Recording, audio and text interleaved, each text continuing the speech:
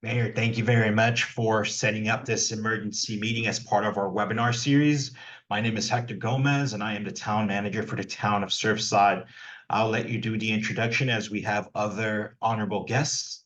I'll turn it over to you, and then you can turn it back over to me if you want me to add something in between, but it's all yours. All right. Thank you, Hector. And thank you, everybody, for joining. I see people are still straggling in, but we'll start.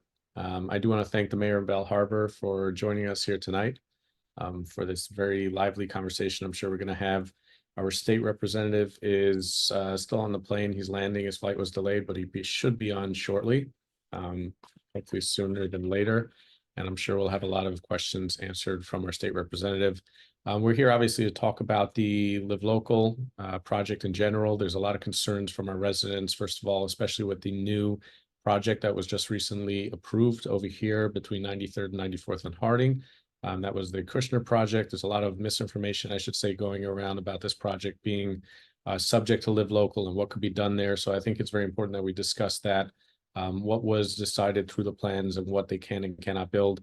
And then, of course, you know, the recent ramifications of the Bell Harbor Shops proposal or project that they submitted with a Live Local project. And I'll let, of course, the mayor touch on that a little bit more.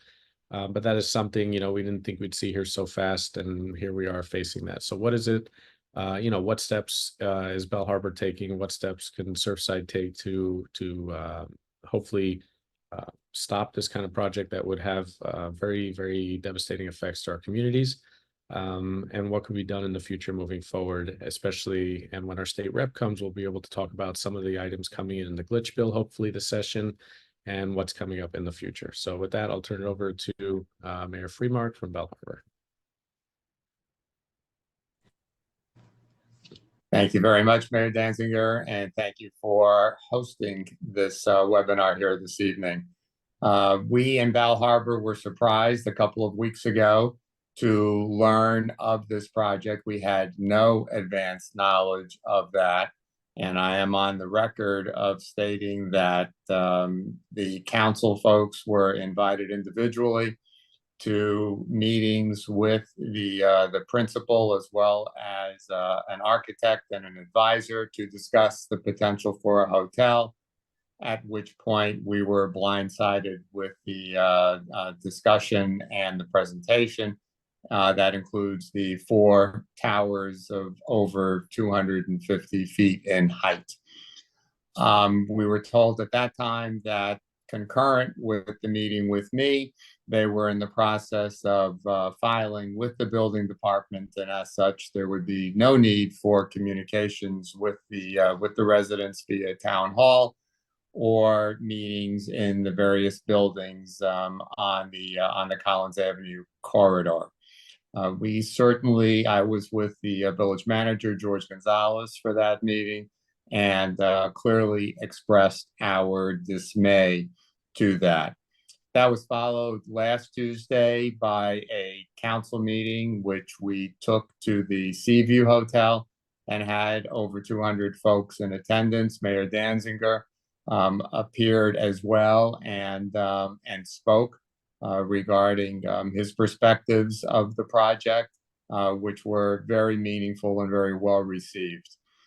I will remind everyone that approximately 3 years ago, there was essentially a shops-sponsored referendum to raise the height level in the business district from the current 56 feet, which is in our village charter and has been in the charter since 2005.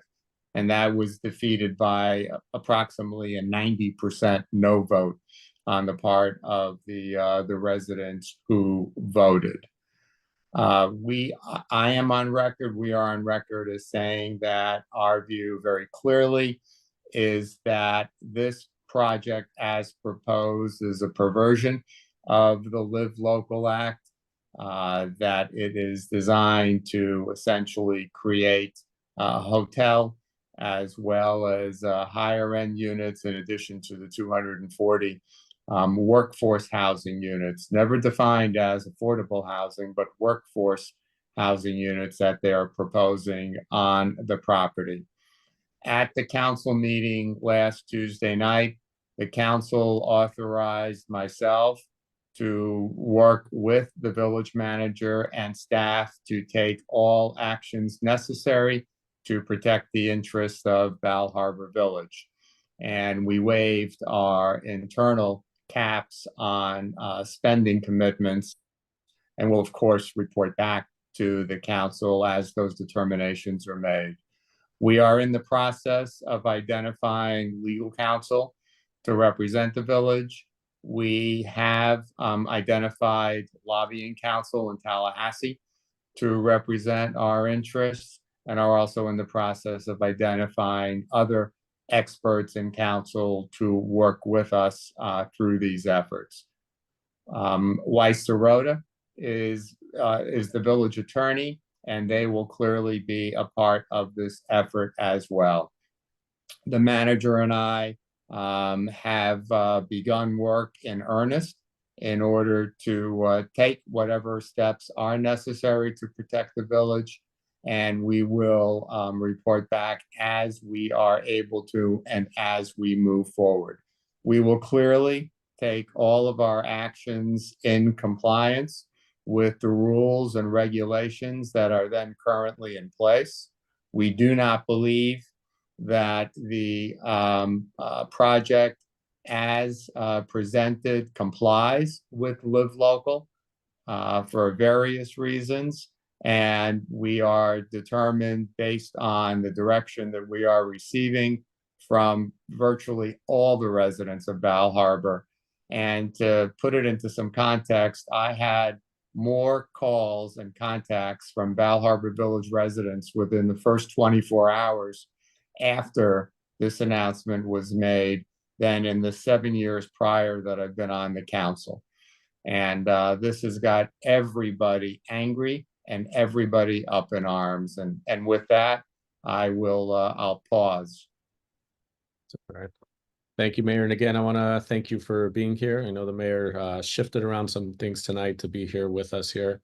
I do want to commend you again publicly for you and the council for taking these actions. You know, it doesn't come lightly, especially if we're about to embark on a legal battle. But before we move on, our state representative who just landed, I'm gonna give him the floor to introduce himself and say a few words, and then we'll turn it back over. I think you're still mute. Good evening, everyone. Hey, how are you? How are you? So hi, I just landed. Sorry, I'm at the airport. So I'm as upset as all of you are.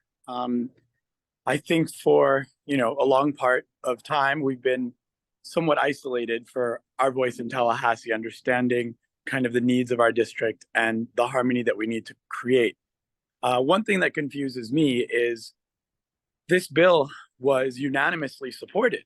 I had the League of Cities, I had all the lobbyists of all of our cities asking me to help move this bill forward and support it. This was a Senate initiative. I didn't have to put my name on it, but I was asked, and I was, you know, just representing the voice of the district. And it seemed odd to me at the time because, you know, I don't like to stand in the way of progress, but at the same time, we've really got to fix what we've got first, and we've got to consider how overpopulated our cities are, and what the repercussions are of just kind of more, you know, without, again, fixing what we've got. So I'm open for ideas. I know I've had some cities, you know, I've dealt with this in Miami Beach. We had a project that came about, and there were, you know, threats of litigation, moratoriums, and this happened again in Doral. And I know that they were able to reach out to the development people and come to some sort of compromise or agreement. I think the laws are meant to be interpreted in the best interest of our collective communities. And I think that, you know, let me know. I mean, I'm working on ideas. Shlomo and I had a conversation earlier today where, you know, I don't know how successful the battle in court might be. I think coming up with ways to induce a better project might be something we consider. But listen, let me know. I mean, I'm open to suggestions, anything you think I can do up here. The thing is, and I know we're working on some, glitch fixings on the bill right now, but the problem is the things that are already submitted are the current law applies to that. So, yeah, I'm in a tough spot because this is all happening way after. I had nothing but voices of support when this bill was brought to my attention last year. So let me know what I can do. Sure. Thank you, Rep. And to touch on something you said, this was a bill that was supported by the Miami-Dade League of Cities. When I started, when I got wind of this, actually from a developer friend of mine ahead of time, and I started trying to raise the alarms, I reached out to the League of Cities, and they kind of were standoffish on it before I found out that they helped draft it, which was surprising to me considering their entire mantra is trying to protect home rule. And this specific bill just kind of superseded everybody's zoning and home rule. The mayor touched on something which was very interesting, and I think would love to dive into that a little bit if you can, which is that you feel, I guess, legally as much as you can say, that as the state rep said, if this project was submitted at a time when Live Local allows for such a project, even if you battle it in court and there's a lot of legal litigation, if they win at the end, they'll be able to build, even if the law changes over the next year or 2 or 3 or 4, they'll be able to build what's allowed currently when they submitted that plan. So I think the key, we can talk about different methods, how we can protect our towns and different things that we've spoken about, but you said that Bell Harbor feels, I guess, that this does not comply with the Live Local Act. And I think one of the things you touched on is how they identified it as workforce housing versus local versus affordable housing, which is what is required. Is there anything, Mayor, before I guess we start opening up to the general public, any questions that you can touch on that? Well, not specifically at this point in time, because we are doing the research and working our way through that. But there are other points that I didn't really touch upon yet either. And that is that there is a contractual arrangement in place between the Bal Harbour shops and the village, which we refer to as the development agreement, which was negotiated at the time that the initial expansion and renovation and update project was approved. That is a contract. Live Local is fairly silent as it regards contract and contractual obligations. It's very clear when it comes to zoning. It doesn't comply as it regards the FAR requirements at this point in time, because that's not yet trumped by Live Local, nor does it say anything as it regards the development agreement itself and that contract. Because for them to be able to do the things that are currently called for under the project, within the project, is very different than is reflected in the development agreement that exists between the two parties. And I think for now, that's about as far as I'll carry that aspect of the conversation. No, understood. You don't want to give away your play, especially if you're about to walk into that. But as you mentioned, yes, one of the downsides to them, I guess, there is in this new bill some good things and some bad things coming in this glitch bill. That some of the things will protect the smaller towns, and some of them, as you mentioned, where they're going to allow them to supersede the FAR, which wasn't really in there before. So they would have to conform with that. I would ask the people that are joining, if you have any questions or anything you'd like to say, to raise your hands, and I'll call on you accordingly, and we'll try to go down in order as we see them. In the meantime, Mr. Manager, did you want to add something before we start opening it up? Was that to the manager or to me? No, Hector, Mr. Manager. Mayor, nothing specifically. Obviously, this is something that was very early on in our radar. As we first heard of this, I know you went to Tallahassee and spoke on the matter and how this might impact us, specifically to adjusting to this type of development and our existing infrastructure and what our infrastructure is capable of hosting and what impacts that might be. So I think those are just points to have as we have this conversation. As a point of information for anyone joining from the town of Surfside, the only area within the town of Surfside that would be in any way eligible for Live Local is our current business district from 96th Street to 94th Street. I know we took some preemptive measures. We had a more specific solution there, considering that our lots there are really small to begin with. It's the back-to-back storefronts in our business district. We were tasked and we handled it through how we would handle aggregations of lots. I think we put a maximum cap size where you'd really have to push it to want to build their live local. And the economies and the feasibility of that for any types of private developer to want to do it there is not there. So that's something we were able to implement really early on, Mayor. But again, I'll reserve everything else for conversation as we embark in these questions. So thank you very much. All right, thank you, Mr. Manager. And to touch on the point that you just said is we did go up to Tallahassee early. Unfortunately, it wasn't early enough. This was my first, entry into dealing with our state officials and lobbying for our town. And I went up during committee weeks, but unfortunately, as I'm sure the rep can tell you, by the time these bills start coming to committee, it's already decided who's on what, who supports what. And, everybody pretty much knows what needs to be supported as it goes through those committees and what isn't.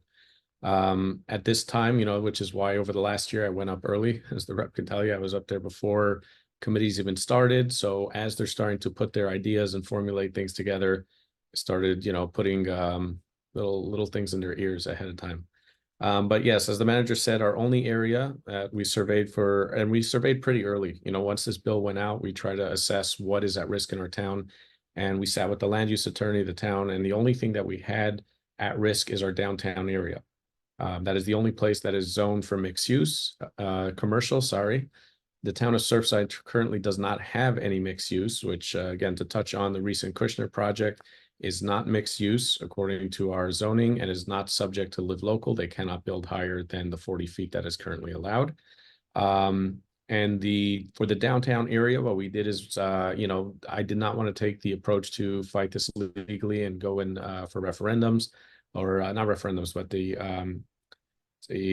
try to stop the development that was currently allowed by the state. What we did is we determined the lot size for our downtown area as 50 linear feet, which was the average of every store. If somebody wanted to join that together, they would be required to seek approval from the commission, depending on the project, of course, is what we'd be looking at. And if they wanted to build a live local, we wouldn't stop them. However, that 50 linear foot property is now subject to the setbacks of our H120, which is 20 feet on each side. And essentially they'd be able to build a 10-foot wide building and somehow build parking. And essentially we made it that it does not pencil out for any sort of development under the live local. So, I want to reiterate to the residents that are on that we did protect the town of Surfside. This new glitch bill that's coming through will further protect our downtown area to ensure that nothing over, it doesn't solve everything, but again, nothing that is 3 stories and under will be allowed to go up 125% of the adjoining property. So we would never get anything more than 50 feet, which is still too much as far as I'm concerned, which is why we're going to continue to lobby and try to get some changes in there. And with that, we see we have a hand raised, Mr. Kuslis. Thank you all for hosting this. Before I get to my question, I just have one a quick response to our state rep and everybody else. I think the popularity of this bill is probably due to currents in the country generally, that it's appealing to both people from the left and the right. One, obviously, gobbling up land for development will appeal to one group. And there are movements across the country to eliminate single-family zoning, for instance. So there's a strong pull, to increase housing. And so you have these strange bedfellows coming together, and you're getting support for this, strong support from both sides, which obviously communities like ours get caught in the middle. One, because we're very desirable and we have such small parcels generally, not the Bell Harbor shops, of course, but tiny parcels are become very lucrative in a way they might not be in your typical outlying suburb or something. But anyway, my question is this. Do you know of any amendments?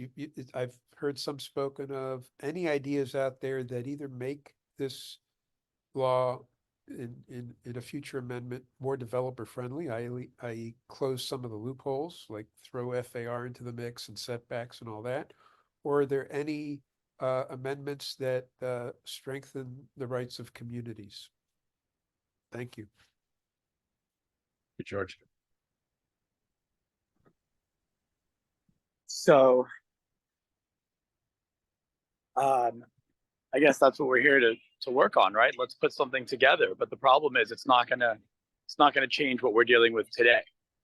I know that we are addressing the FAR.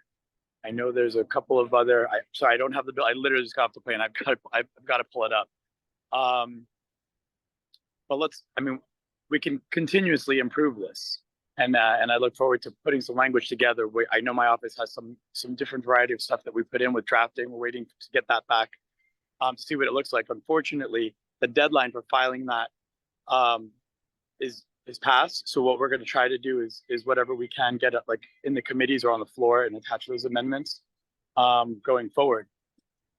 But unfortunately, this is a big Senate priority. This didn't come from the House, and they've they're aggressively pushing it through. And I'm one vote. So I don't know how much I'm going to be able to move the needle on this, but we're definitely trying. And Mayor Danzinger, I really appreciate all the work you did up here. I mean, you came with solutions. A lot of people just kind of they stomp, they make a lot of noise. They'll say it, and you came up with lots of different solutions. We put it all in there, and we'll have to see if any of it gets some traction. Yeah. Yeah, I'm going to add to that is, that like you said, we did get up there. I came up there a little late initially, but I've been up there for the last year asking for different amendments. I even drafted one with our land use attorney, which would essentially isolate smaller municipalities like ours and, that were in certain flood zones, essentially the barrier island, because our concern is the infrastructure as well. But something that people have to remember when they get up there and you talk to people, you can't come in and scream and stomp your foot and yell at them and tell them what they're doing is wrong, especially if it's such a big initiative. You have to obviously acknowledge what they're trying to do, and what Tallahassee was trying to do is solve a housing crisis that is happening in South Florida. A lot of bigger cities are so tied up in their, you can't do anything without referendums, and they're so big that you can't develop there. And they were trying to make ways for them to kind of bypass the restrictions and remove the NIMBYism, the not in my backyard that everybody kind of runs their cities on. Unfortunately, I don't think, and this is what I said, is, we can commend them for their efforts and what they're trying to solve up there. But I don't think the smaller towns like ours were taken into account when this bill went. And, respectfully, they're all up in Tallahassee. Some of the bigger people, they're North Florida up there. They don't get down here much. And how do we deal with this is by inviting them down to see, how some of the legislation affects smaller towns like ours. They don't really understand that our town, from one end to one end is 3 blocks wide. And we have that, 120 feet, for example, in Surfside, 40 feet, 30 feet, how delicate that is, how really delicate it is. Even in Sunny Isles, for example, you have 740 foot on the east side of Collins. And as soon as you cross over, you could be in residential communities. So if you were to take a shopping mall over there on the west side of Collins and throw a 740-foot building, how that affects the homes that are literally adjacent to those properties. And it's just, us, and I know Mayor Svechin from Sunny Isles has started going down and trying to really hammer in how this bill affects us. And I really believe that glitch that is coming in, hopefully that passes, is meant to address that. Again, it doesn't solve everything we're looking for, but I can tell you that in order for them to go 125 feet here, they would have to do 60% of that project has to be, or 65% has to be residential, of which 40% has to be affordable. So, if you're building on the beach, that just doesn't pencil out after a lot of conversations with developers. So we're really we don't have any land masses like that, like the shops that can pull something like this off. But it is just so frustrating, and I'm so upset about it, because what pushed us over the top was the tremendous support we had from the League of Cities. I mean, we thought this was something. I think something we really need to also address is maybe the relationship we have with some of these development groups, because have we? I mean, Mayor, have we sat down with them? Is it Matthew that you're dealing with there?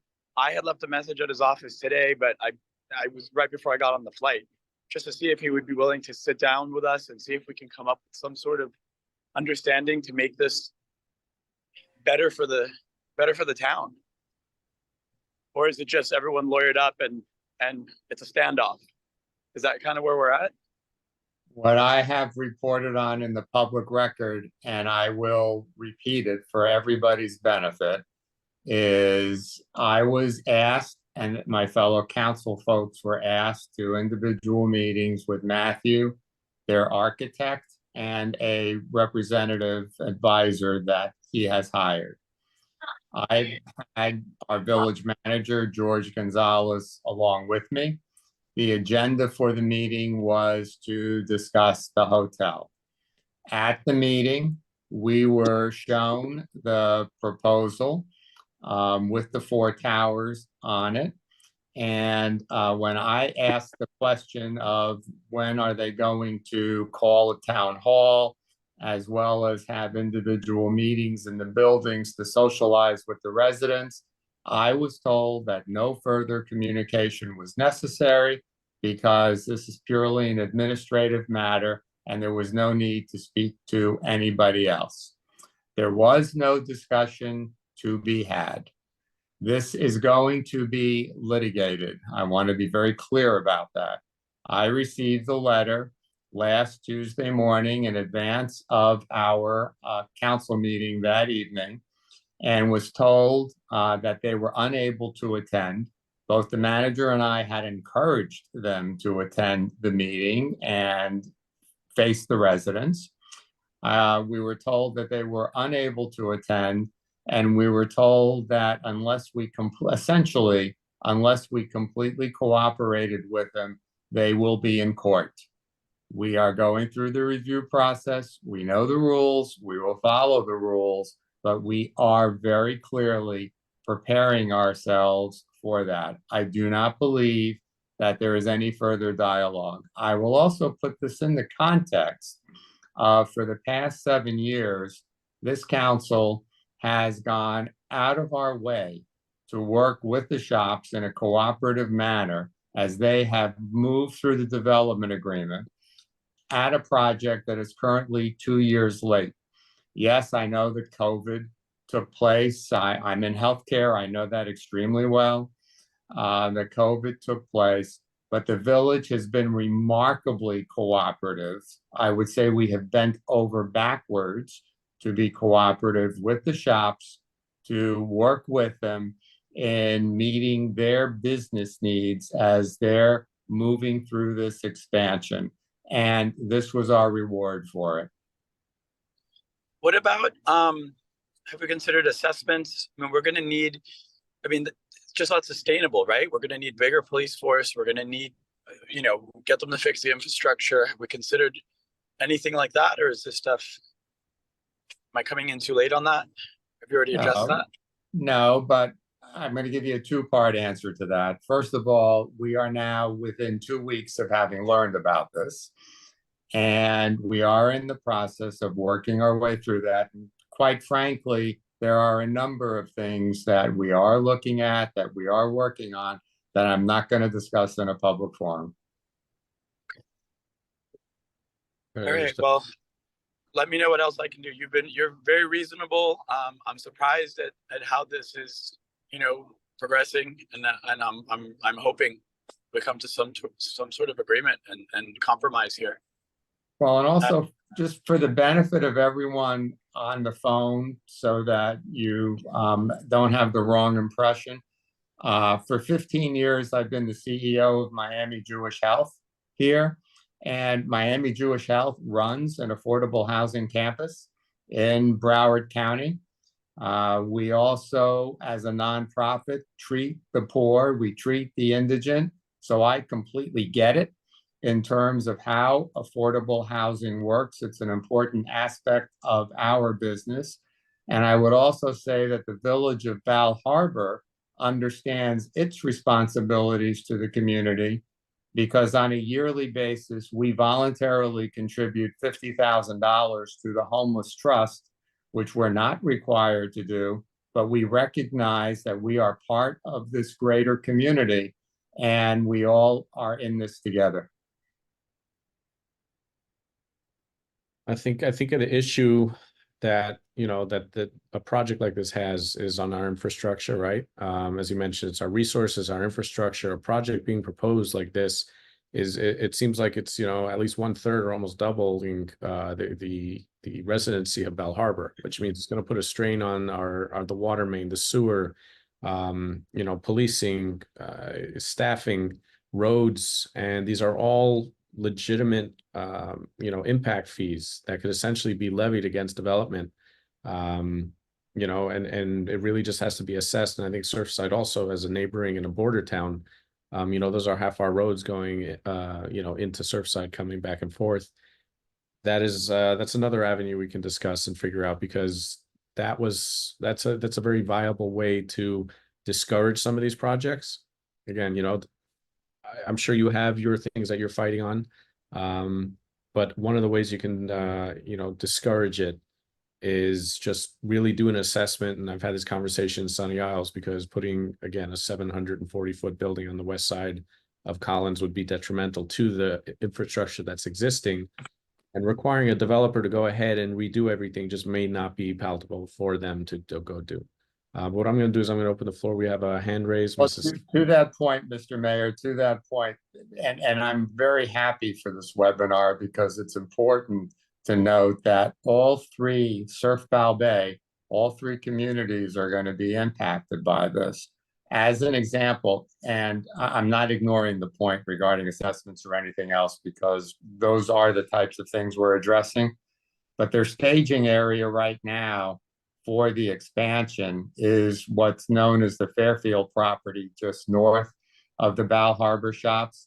In fact, that property is due to be turned over to Bal Harbour. It is Bal Harbour property. And when I asked the question of where they would plan on staging this construction for this new project, the answer I was given was they hadn't thought about that yet. So there's a lot we can work with, it seems. All right, Mrs. Salzauer. Hi, thanks. So there's a couple of things that I wanted to suggest. I think the clearest solution here is an immediate repeal of this law. It's defective and it's going to kill our community.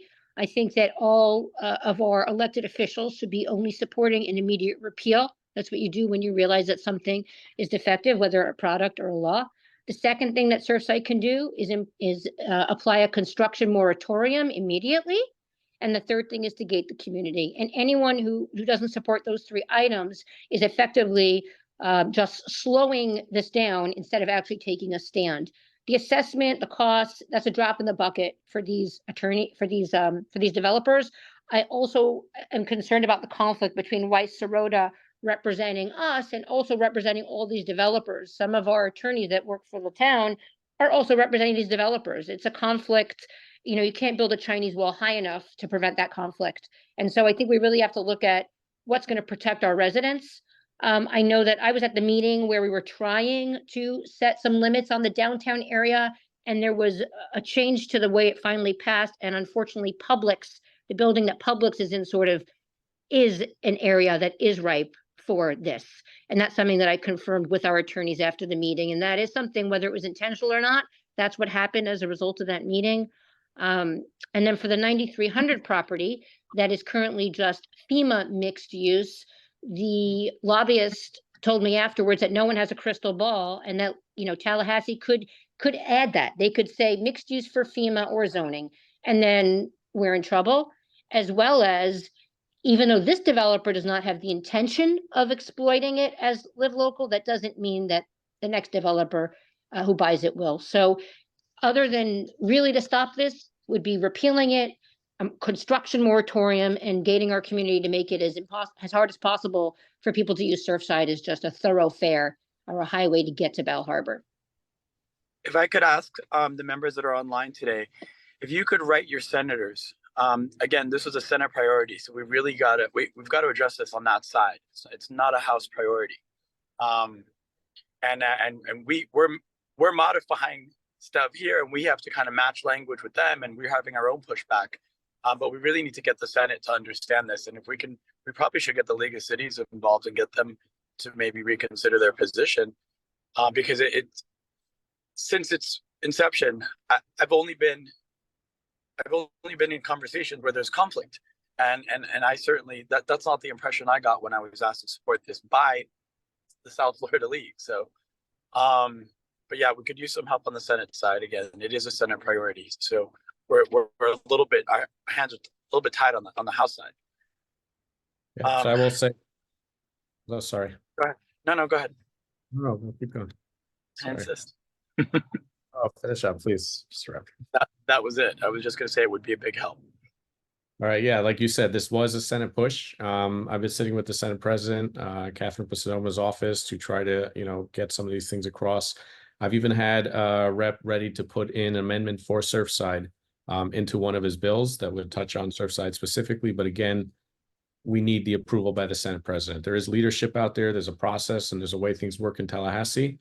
You can't just come in and kick and scream and say it's defective.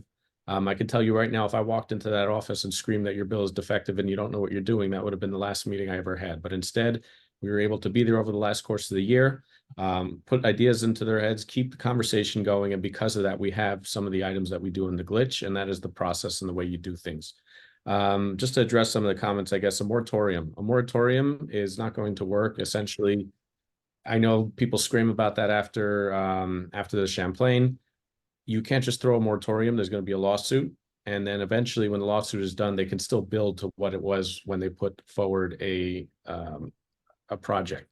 So unless there's a reason for it, just a blanket moratorium because you think you're going to stop Live Local, I can tell you there's some other municipalities around the state of Florida, around South Florida that are trying that. That is not the method to do because that's not going to work for them and it's going to be extremely costly. What we did here in our downtown district with the zoning and just playing around, that is the way to, ensure that a project like this never works. And to address, I guess, the Publix height, again, that's not actually accurate. Publix was always allowed at a certain height. One of the commissioners tried to reduce it and we left it the way it was. So again, there's always misinformation that goes out there, that we made things taller or bigger. Everything was the way it was before, except now we are protected and it stayed the same. 93rd Street could be Live Local. Well, it can't, right? That's the comments. It could be, and Tallahassee can change it. I don't know what they're going to do. We have to deal with what we're working with now. Tallahassee can come and say that you can do Live Local and residential. If you're going to think that way and you're going to assume the worst, then what are you going to do? You're going to hide in the bunker all day. The fact is, and I'm going to be very clear, the town manager could confirm it. The town attorney has confirmed it multiple times at our public meetings. The project on 93rd, the property on 93rd Street on Collins between 93rd and 94th is not mixed use. All right, there is a determination. There's a allowable usage for one of the rooms, which allowed FEMA to give them the ability to do a low-grade parking on partial of their parking lots, but it is not commercial and it is not mixed use. Saying it repeatedly will not make it so. Our attorneys have said this repeatedly over and over again. What I can tell you, though, is that gating has become definitely a much hotter conversation here in the town of Surfside, especially if we're looking at increased traffic flows, of a bigger project like that in Bell Harbor, which again, I've got confidence, in Mayor Friedmark that we are going to, beat this. But at the end of the day, we here in Surfside have been talking about gating because we became a thoroughfare. Byron, Carlisle has just become overrun with traffic and cut through, traffic, and, gating has become more of a priority and more of a conversation around here in town. Let's see. Mr. Manager, you told me there's some hands raised. I can't see all of them for some reason.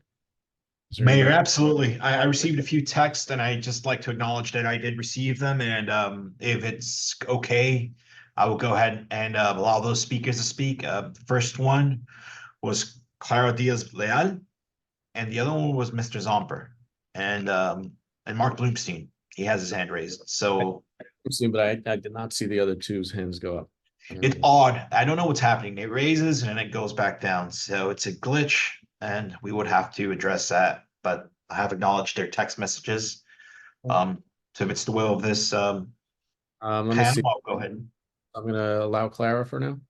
Yes. And Mr. Zomper, correct? And followed by Mr. Bloomstein. Okay. So Mr. Bloomstein, we got you, but we're going to go through the other two. Clara, you got a question? Yeah, well, good afternoon, and thank you for hosting this. This has been on my radar I know you asked that on several occasions, who this has absolutely been on my radar, and I've sent plenty of messages and talked to a lot of people. In fact, I'll be in Tallahassee this week as well. Mr. Freemark, I couldn't agree with you more. This is a litigation issue because the law is so new that it's being interpreted at face value and without thinking of the infrastructure or the pain that it's going to cost us and our communities that are fragile coastal communities. I understand, Mayor Shlomo, you did some things to take care of that, but sort of the cat seems to be out of the bag, which is what our representative is saying. And what are you going to do? We have to make nice and talk to developers who only have one thing in mind. I think we need to be very protective, and we do need to assume. I don't think anybody on this call has screamed and ranted or stomped their feet or said anything negative. We're all very concerned. You know that I have been a vocal person regarding cut through traffic due to the amount of construction that's gone on in our neighboring communities. It is already insufferable, never mind with what this proposed thing is, this massive project. I believe you need to, seek doing that. We've asked for that in the past, whether it's your commission or another one. They need to be listening to the way that we're feeling. And it isn't the NIMBY. I sit on plenty of boards where we're trying to do things for affordable housing. And it is, the infrastructure here just cannot handle it. I would love to hear how you're going to proactively stay focused on that, assuming the worst, right? Because we have to assume that the developers want to make money and that they have these plans. And the same has happened to our neighboring community. They said, hey, I don't really care. I don't need to meet with you. I already have these plans. I'm good to go. And then we hear our representatives say, yeah, it's sort of like that until we change it. And then we don't really know what that's going to sound like. So we know what's happening. So I would urge you and your commission to think through what is very obvious. This is the way it's happening. It's happening in North Bay Village. It's happening everywhere. So with that, what are your actions? And by the way, litigation is not a bad thing. It maybe holds off stuff until some things are ironed out differently that are more palatable and we could live with it. We currently could not live with this. And so I appreciate this, but I would also like to see some very, forward thinking, strong measures that we would put in place to protect ourselves. Thank you. All right, thank you. So again, proactive. This was on my radar before any other city. And I'm going to repeat myself because maybe some people weren't here. The only property that was at risk in the town of Surfside after our assessment was our downtown shopping district on Harding Avenue between 96th and 94th. Those properties, what we did is we created a linear square footage of 50 yards per property, 50 feet per property. If they were to build live local, the property is subject to the setbacks of H120, and now they have a 10-foot wide building that they have to build parking for. It is not going to work. They cannot build a building there. It's, it's just not going to work. We have no other properties in the town of Surfside that are mixed use or commercial. So we are not subject to the live local. If you want to think like Mrs. Salzauer that Tallahassee is going to come and start changing the laws for the worst, that's on you. But again, Tallahassee, they passed their bill. The glitch bills start coming. They start listening. More and more of the municipalities are starting to wake up to the dangers of this as far as their zoning is concerned. And we're going to start seeing things moving. There's a lot of traction already in this glitch bill that is coming forward that will protect smaller towns like ours. And that is how you do this. As far as the gating, again, it is definitely a priority and it is a conversation that's happening here. Mr. Zomper, let me find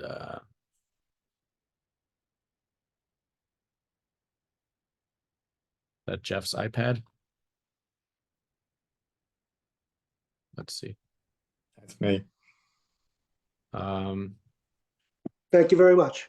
Oh, you're welcome. Two questions.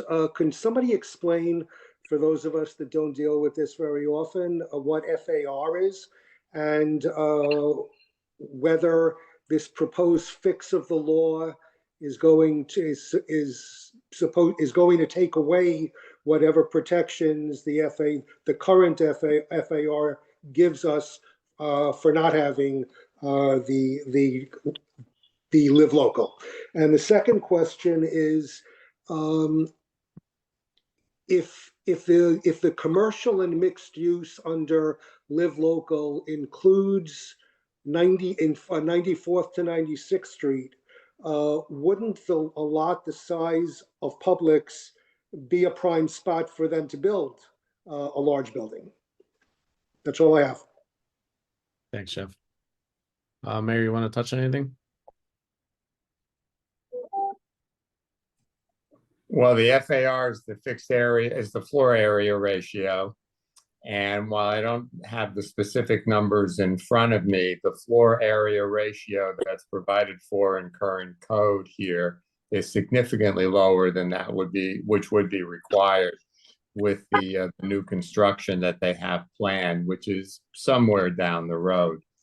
So to the extent that that gets adjusted in the glitch bill, it would be, I believe, to the detriment of cities such as ours in the smaller communities. Yep. So there's two things that I believe the bill allows them to supersede, even if it's in the town charter, which is our height and density, if their developer is building a live local.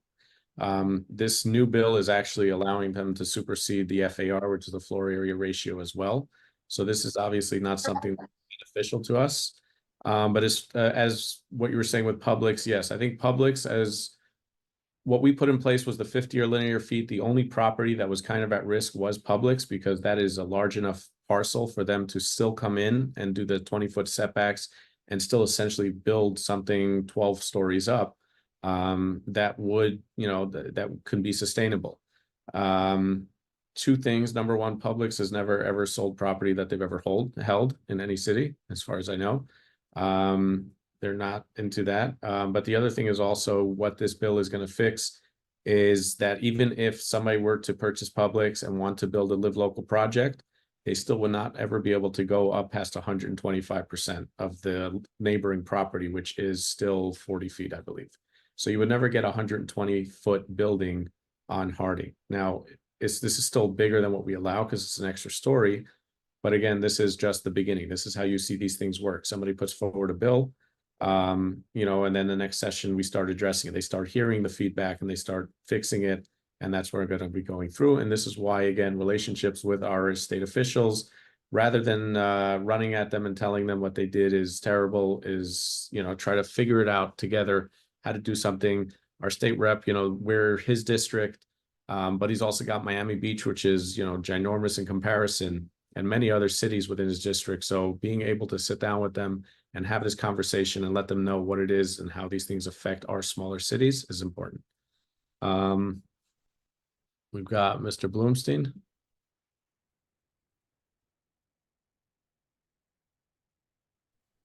Hello, can you hear me? Yes. Okay, thank you. Good evening to all of you, and thank you for having this webinar.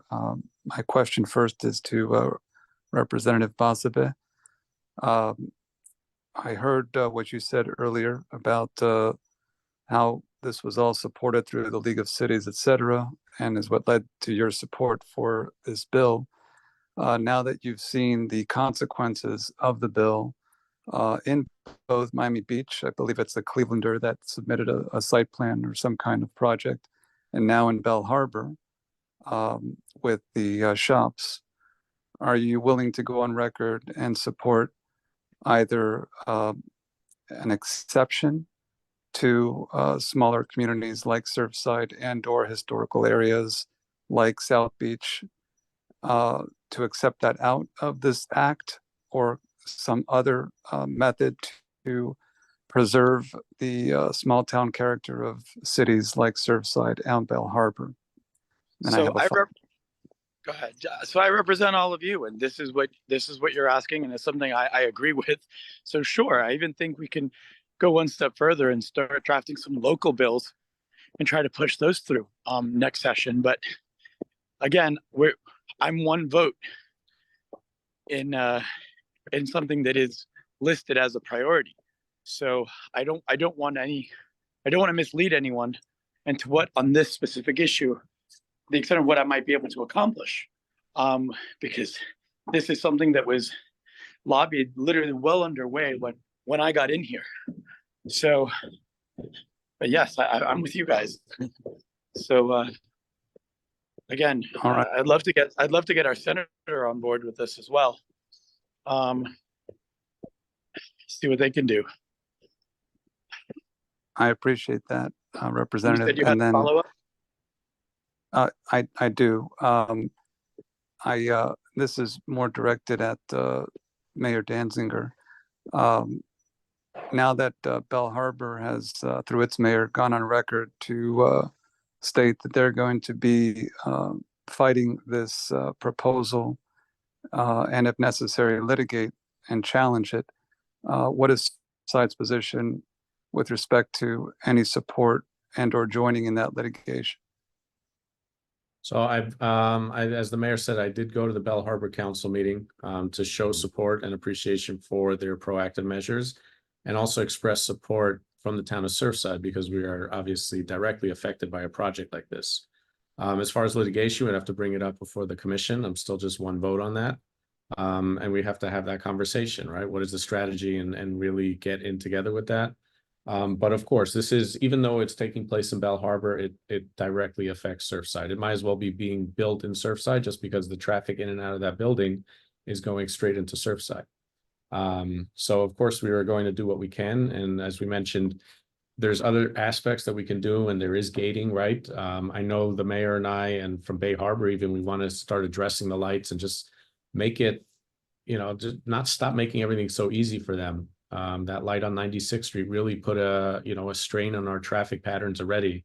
And we're really working to get rid of that as is. We were trying to have it fixed and timed, but why go above and beyond for a developer that's going to essentially hurt our communities? I mean, Surfside has been historically lucky with Four Partners, for example. Yes, they're building bigger buildings that a lot of the residents don't like here. They're new, but ultimately they're to code. They've never asked us for any sort of exceptions or anything to their projects. They build to what's always been allowed, and they still maintain the history of Surfside. You see, they keep those older buildings, old older structures, so you can still walk by and see the history of Surfside, which is a special thing. I've never got the feeling from them that they're here in their own best interest, in the sense that they would hurt the community, because they seem to work with us. And then the manager can speak on that more. But every project that comes forward, it's how do we beautify the entire block or the entire beach around it, and that's been a pleasure to work with so far. We have developers, the ones that are going to build 93 Ocean. They put forth, aside from the large development order that the town was able to procure from them, but they put the exercise equipments along the beach. We just reached out to Four Seasons to help us with the lighting on the beach to cover the cost for that. And they didn't have all their projects were approved, but they still look at us, we've been acting as partners together. I think in contrast that with like Bell Harbor Shops, that it's kind of been this battle. They want to build this giant hotel / casino for years. And it's just, the mayor said they try to work together and bend over backwards to accommodate a mutual beneficial outcome. And you end up with somebody who goes behind your back with, some sort of plans like that. So I think we've been historically lucky here, but that doesn't mean we need to be sleeping. But yeah, we've taken those proactive measures, and we will have to stand with Bell Harbor just because it directly affects us. So if I may follow up on that, Mayor Danzinger. So I heard Representative Bazabe indicate his willingness to advocate in the State House with regard to exceptions for small towns, as well as perhaps historical districts. Even if he's one vote, he'll advocate for us on that, in that regard. Will you exercise your vote to advocate your fellow commissioners to join in any future litigation that Bell Harbor finds itself in against developers in this particular development, is the question. So I think my actions historically have shown that I would. I mean, I'll say I will, but I'll even add to that historically my actions when it's come to this bill has, as I've mentioned, I mean, we all hate next door, but I've literally spoken to the governor's chief of staff. I spoke to his budget and policy officer about the specific issue. I've sat with the lieutenant governor on this, with the Florida CFO, Jimmy Patronis, with the Senate President, Catherine Presidomo, and all the way down, including not just our state rep, but multiple state reps. I was with Senator Pizzo for about an hour before they voted on the specific item on the Senate floor. And we were going back and forth. He asked me to give him my concerns. And if you watch that Senate meeting, I'm standing up there in the bleachers, and he vocalized every one of those issues. Unfortunately, every single person still voted yes on this bill, because at that point it was already decided, as the state rep said, these bills start long before they go into session, long before they go to committee. And by the time it gets there, they already know what they're doing. So this year, again, I went down early, September, October. I went in when they just started all coming in. And we just sat and we talked, and it's not just, our state rep, but multiple, and create support for that. And like I said, I did find somebody that was willing to even put an amendment, but I couldn't get the support from the Senate President's office for specifically what I was asking for, which was an amendment for smaller municipalities. And I can find the exact wording, or you can email me, I'll send it over. But essentially, municipalities under a certain size within the flood zones, the AE flood zones within the barrier island, should be exempt from this completely. Unfortunately, that specific verbiage couldn't go through. I can tell you 2 weeks ago, somebody from the governor's office reached out to me to let me know about this glitch that they said they put in for me. Maybe they tell that to every mayor. But when I told them it wasn't what I asked for, they asked me to forward again the verbiage. So I'll be sending that again, and I follow up with that. So this is something I continue to fight. It's not over. And it is something that absolutely I will continue to fight as needed. So yes, I will put my support behind whatever means necessary to stop a project that the Bell Harbor proposed, which we all know would destroy our town. We sit here in bumper to bumper traffic. We have complete standstills in the middle of the afternoon. A project like this would be extremely catastrophic. And as I mentioned at the Bell Harbor meeting, I volunteer for the Atsala, volunteer emergency response. I drive the ambulance. I can tell you, there's certain times in the day that, thank God, we have one on each island. But there's certain times you're not making it over. There's 4 lanes there. There's no other way to cross over. And when there is standstill, you're not getting through. You can have a siren from today till tomorrow, which means emergency responses are not going to be able to get through some of our roads. You see, Hallover was just under construction, 1 lane. When there's, my concern is emergency medical response, first and foremost. Even if there's a hurricane, how do you get these people through when our infrastructure can't handle what they are? I come from Toronto. When I grew up there, everything was farmland. You go there now and it's extremely overdeveloped. It's 45 minutes to drive 1 block. And that's because Bathurst Avenue or whatever was Steeles was never built for the infrastructure that's there now. And what I told Tallahassee when I went there is that, they are adding 2 more lanes onto their highways there because JetBlue is coming to Tallahassee. And they prepared ahead of time. They opened up their infrastructure because they assume more people are coming in. And that same consideration needs to be done for the town of Surfside, for smaller towns like ours, that if you want to go ahead and add density and add height, you need to assess if we can even handle it at first. And considering on a barrier island, we have 1 street, 1 road up and 1 road down, that I don't have to tell you what it's like to get now. A 10-minute drive to Sunny Isles is now 45 minutes. It's going to be, in my opinion, it's going to put people's lives in danger, let alone, just living next to too many people. So yes, I'm very concerned about a project like this. Thank you. Very welcome. Mr. or Mrs. Dolce Quinos. Let me see. I'm not going to butcher the name. I apologize. Sorry, I have the CFO waiting for me, mayors. I just want to excuse myself. I put my cell phone number on the chat. One of the constituents mentioned, I'm sorry, ma'am, I didn't hear your name. If you're in Tallahassee, please do reach out, come by. I'll walk you through the halls and we'll see what noise we can create here and make sure that they see how seriously our cities are working together to make them understand that this is not working for us. I don't want to mislead anyone. I don't know how much impact we're going to have on this, but we are trying, and it's nice to see that we're all in this together. So, well, thank you, Rep. For I know you. We caught you. I wish we had better. I wish I had a magic wand. So, but it's very frustrating. So, and I just appreciate how hard you guys are working and the constant communication and we don't give up, right? We just keep putting the ideas in there. We make a little small bite to the apple, and we try to make people understand that we are just a different district, and we do require certain exceptions. I mean, I'll add when this started getting out, I did email the entire community that was on my list. I did put it on Nextdoor that we all need to reach out to our elected officials. It's unfortunate that not many people actually take action and send in. I think there were a few that did, and they CC'd me on some of those emails, but there wasn't a lot of response from the community. The same way, people yell and scream online, but how many people showed up to the Bell Harbor meeting from Surfside? It takes a lot. It takes, and I think the rep, like you said, and you can touch on that, how important it is for everybody to voice.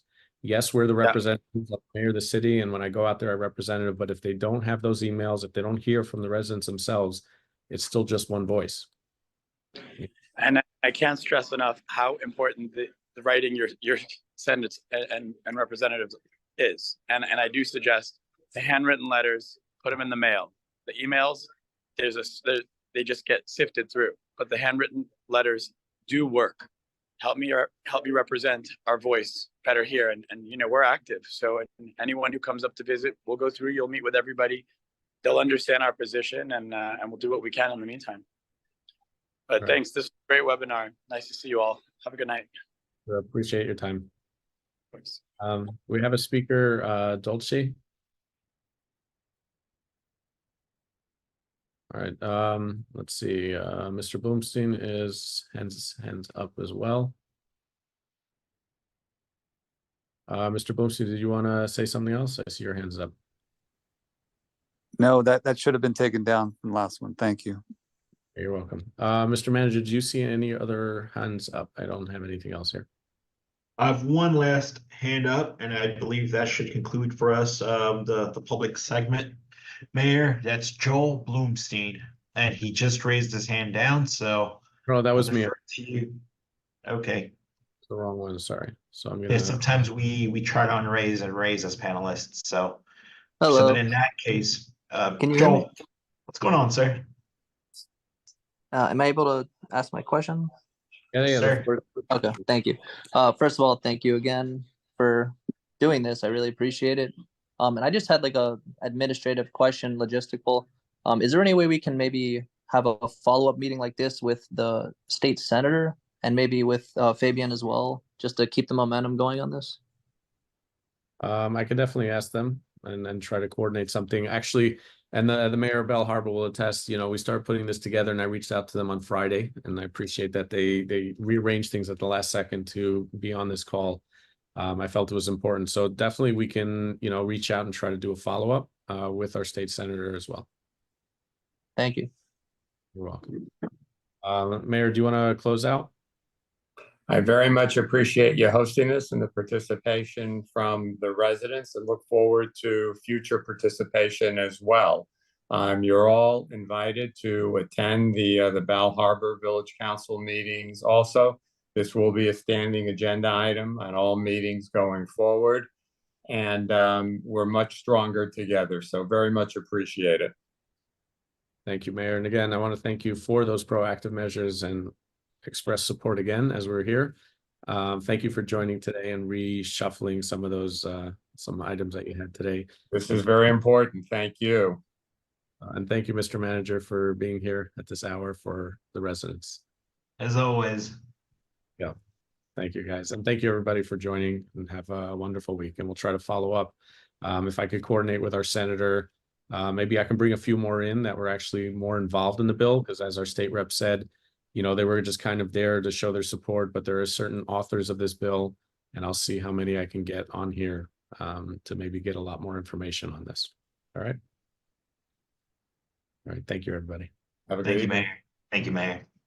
Thank you.